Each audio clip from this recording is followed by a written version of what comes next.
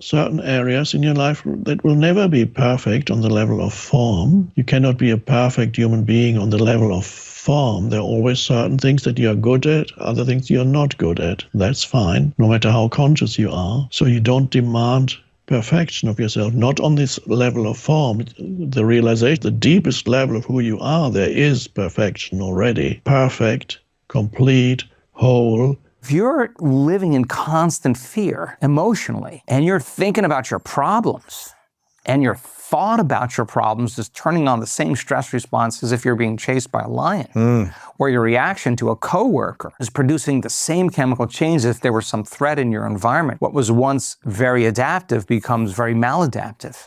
Because turning on that stress response and never giving the body a chance to turn it off, to bring it back into balance, is disease. We've all experienced moments when everything seems to go wrong, whether it's a bad financial decision, a regrettable message, or a slip-up in our habits. In these moments, it often feels as though a dark cloud hangs over us, compounded by the weight of past mistakes.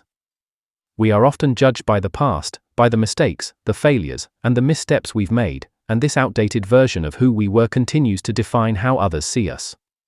This dissonance between who we are and who we are becoming can suffocate, especially when the world refuses to let us move beyond our past. Eckhart Tolle encourages us to reflect on our past actions compassionately rather than getting caught in harsh self-judgment. Tolle suggests taking a more understanding approach instead of allowing guilt or self-punishment to take over, which can distort our sense of self-worth. He points out that many of our past mistakes were driven by unconsciousness or a limited understanding of ourselves at the time, and they don't define who we are or our true potential. By recognizing our actions as a reflection of our level of awareness at the time, we can release the weight of regret and move forward with peace and clarity. Humans, even nowadays, in this present time, there are still millions of humans who are so trapped in their egoic sense of self that they are incapable of sensing, feeling the reality of another human being. The word that we need to use here is empathy, which is closely related with compassion. There are still many, many humans on the planet who are so trapped in their egoic sense of self that they're incapable of empathy. And then there are many others in whom empathy is present to a greater or lesser degree. And without empathy, of course, there can be no compassion. Now, this is particularly important when we talk about compassion with reference to other human beings or other life forms. For a moment, let's talk, though, about compassion towards yourself and what that means. Particularly as awareness begins to awaken in you, you become aware of your own patterns. You begin to become aware of your own behavior. Not necessarily in the moment that it happens, but in many cases, those people who are beginning to awaken, the awareness is beginning to arise, those humans become aware, for example, after they have engaged in unconscious speech, unconscious behavior, reactive behavior, and suddenly they become aware, oh, that's what I did. I got completely taken over by anger. I got completely taken over by my overreaction. I said things to that person that I didn't really mean, that they just came out of my mouth, or I even go to physical violence. I did that. How could I have done that? And many humans who are awakening are experiencing these times when they begin to judge themselves as not good enough. So that is something to be aware of when as you begin to awaken, you become an observer of yourself to a greater or lesser degree, rather than just being totally identified with whatever comes into your head and whatever words come out of your mouth and whatever action you're engaged in. You're so identified that there's not the slightest space of awareness. Now, there's no point in talking about compassion towards yourself to people who are so unconscious. So when we talk about compassion, it already implies that there's some awareness in you. You're aware of yourself. You're aware of your behavior, and you experience different levels of awareness at different times in your life from day to day. And then you become aware that there are times when you are unconscious. And usually then you wake up, so to speak, out of it and say, oh, got taken over by my pain body again. And for many people that can become a source of suffering because they judge themselves as not good enough, and they even begin to have a hostile relationship towards the more unconscious aspects of who they are, your imperfections. So compassion towards yourself is to still realize there are areas in your life where you're still unconscious, and that's how it is. And you forgive yourself. Again, forgiveness is related also with all these things are closely related: empathy, compassion, forgiveness. You forgive yourself for your moments of unconsciousness, or if you've done bad things in the past, and this is often people have asked me that question. In the past, when you were not as aware or completely unaware, you did certain things that you now regret. You recognize them as very unconscious. What do you do with that? The compassionate way is to see that at that time you could not have acted differently because your actions reflected your degree of unconsciousness, unconsciousness. And that recognition is compassion. Emotions and past experiences are intricately connected, shaping our thoughts and behaviors and influencing our physical health in ways we may not fully comprehend. Many of us carry unresolved emotional experiences from our past, whether they stem from childhood, past relationships, or traumatic events, which continue to influence our reactions, decision-making, and overall well-being unconsciously. These unresolved emotions often become embedded in our daily lives, creating emotional patterns that can feel all too familiar. Over time, we may not realize how much energy we expend by constantly replaying past hurt, pain, or negative experiences. Instead of moving forward, we find ourselves caught in an endless loop of past emotions that drain our vitality, leaving us stuck and feeling like we can't escape the shadows of our history. Dr. Joe Dispenza addresses how these emotional cycles affect our mental and emotional state and physical health. When we remain trapped in unresolved emotional states, our body enters a constant state of stress, known as survival mode, where it's focused on reacting to past pain rather than focusing on healing and growth. This state of chronic stress consumes vital energy that the body could otherwise use for repair and restoration, making it more difficult to achieve balance and well-being. To break free from this cycle, we must first become aware of how these past emotional experiences continue to affect us. By releasing our attachment to the past, we can reclaim our energy, heal from within, and create new emotional patterns that support a healthier, more peaceful life. I saw that the majority of the emotions that these people were living by, that they changed, were the emotions that were derived from the hormones of stress. And when you're living in stress, you're living in survival and anger and aggression and hatred and jealousy and envy and insecurity and fear and anxiety and worry and vigilance and hopelessness and powerlessness and guilt and shame and unworthiness. Entitlement, importance, control, competition, they're all derived really and driven by these hormones of stress. And so it turns out that it's really hard to stop feeling those emotions because they're like an addiction. The arousal that's created from living in that emergency state consumes an enormous amount of the body's energy for some threat or some danger in the outer environment, and there's no energy in the inner environment for growth and repair. And the long-term effects of living in survival, and remember, stress is when your brain and body are knocked out of homeostasis. It's knocked out of balance. So long-term effects of living in that chronic state of stress, the body's constantly in imbalance, and that imbalance becomes a new balance. Now the person's headed for disease because no organism can live in survival or emergency for an extended period of time. It'll consume all of its energy. There's no vital force for growth and repair, for long-term building projects. So I started really studying what stress does. And you could have the perfect diet and take all the vitamins and all the peptides and time it all. And you can do, high intensity training and fasting and yoga and massage and chiropractic and acupuncture. But if you're living in constant fear emotionally, and you're thinking about your problems, and your thought about your problems is turning on the same stress response as if you're being chased by a lion, or your reaction to a coworker is producing the same chemical change as if there was some threat in your environment.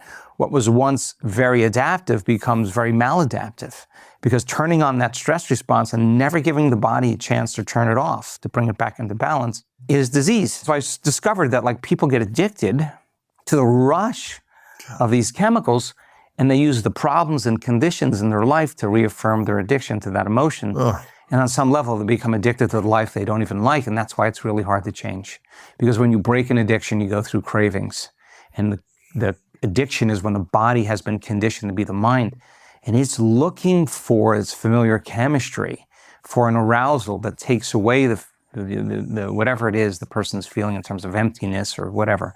So I got fascinated, because if you can turn on the stress response just by thought alone, and the long-term effects downregulate genes and create disease, then our thoughts can make us sick. And I was like, oh my God, these people realized innately that when they forgave, what is forgiveness? When I discovered it was just overcoming the emotion. You just finish the emotion, you have wisdom, because the memory without the emotional charge is called wisdom. And when you overcome the emotion, you no longer have your attention on that person or problem, and it's all okay, right? So free the body from the chains of the past, and it can become renewed again.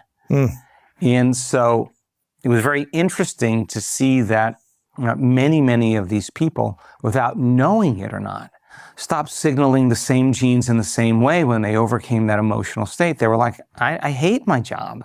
I hate my relationship. I'm going to just make choices. If I only have 6 months to live, I'm going to live happy. Like, I don't want to live unhappy. I'm going to choose to live happy. Choosing, right? And if you're choosing, you're changing. And if you're not choosing, you're not changing. If you're not changing, you're not choosing, right? So they made a choice, and the hardest part about change is not making the same choice as you did the day before. And get ready the moment you do. You can intellectualize, but it's going to be uncomfortable. It's going to be unpredictable. It's going to be unfamiliar. There's going to be some uncertainty. You're stepping into the unknown.